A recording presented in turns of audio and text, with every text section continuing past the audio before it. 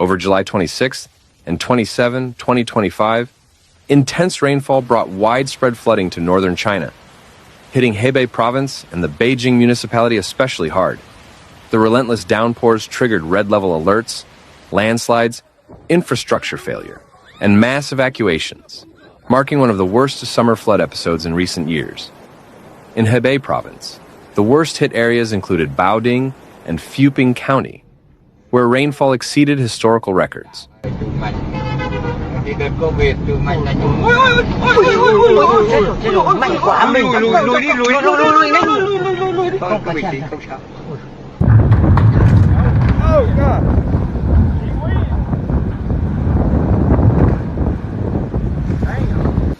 On July 26th, local weather stations in Fuping recorded an hourly rate of 145 mm, with over 540 mm falling in just 8 hours, more than the annual average.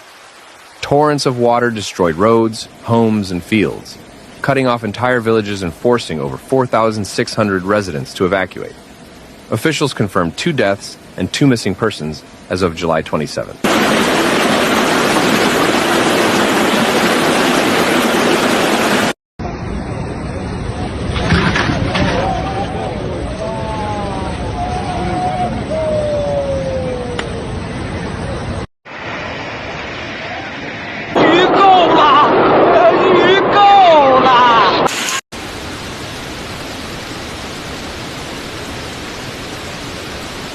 Landslides and flash floods complicated rescue efforts as saturated hillsides gave way.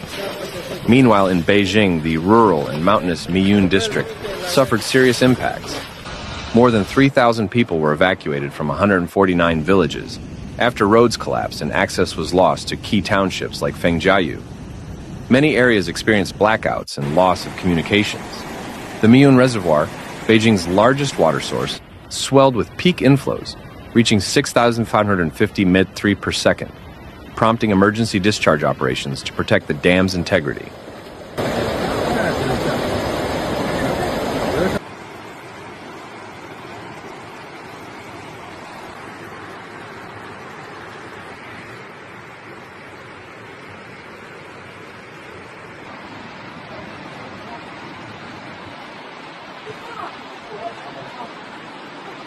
Although central urban Beijing avoided the worst, many suburban districts were affected by waterlogging and traffic disruption.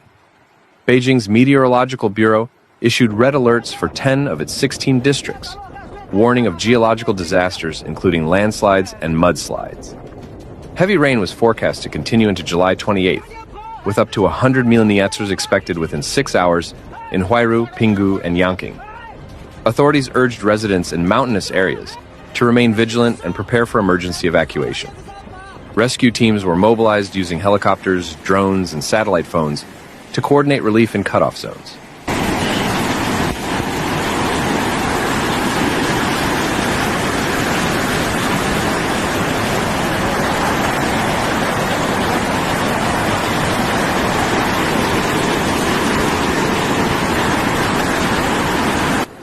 Nationally, the Ministry of Water Resources issued flood warnings across 11 provinces as dozens of rivers breached warning levels.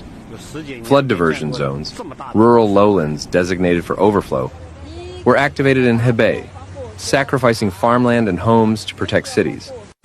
While such measures prevented larger urban disasters, they also triggered renewed concern over the impact on rural communities and long-term agricultural loss.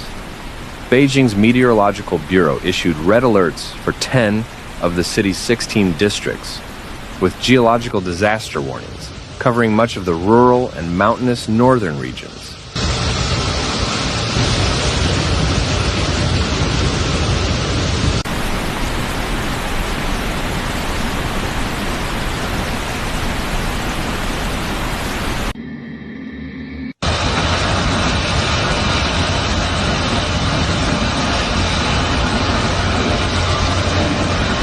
Authorities warned that continued rainfall could bring over 100 millimeters in just 6 hours in districts like Huairu, Pinggu, and Yanqing.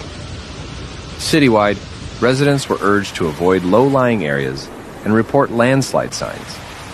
Fortunately, No deaths were reported within Beijing city limits as of July 27th, though damage to infrastructure and homes was widespread.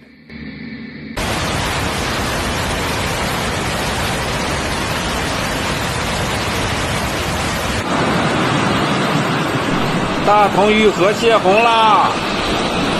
This disaster follows meteorological warnings earlier in the summer that northern China would face elevated flood risks due to abnormal monsoon behavior and global climate patterns. Experts link these increasingly frequent extreme rainfall events to climate change, which has caused unpredictable swings between droughts and flooding in the region. The 2023 floods in Beijing were a stark precedent, and the current event reinforces the city's vulnerability to sudden weather shocks. These floods follow earlier warnings from Chinese meteorologists that northern regions would face heightened flood risks this summer. The increasingly erratic East Asian monsoon, intensified by global warming, has brought sharp fluctuations between drought and downpour. Experts say climate change is increasing the frequency and severity of extreme weather events in China's northern belt, an area not traditionally built to withstand this kind of rainfall. The floods of July 26 to 27 have exposed the limits of infrastructure resilience in both urban and rural zones. While improved warning systems and rapid response helped reduce casualties, the destruction to property, roads, and farmland is severe. As recovery begins, the focus will turn to rebuilding and reinforcing vulnerable areas before the next storm hits.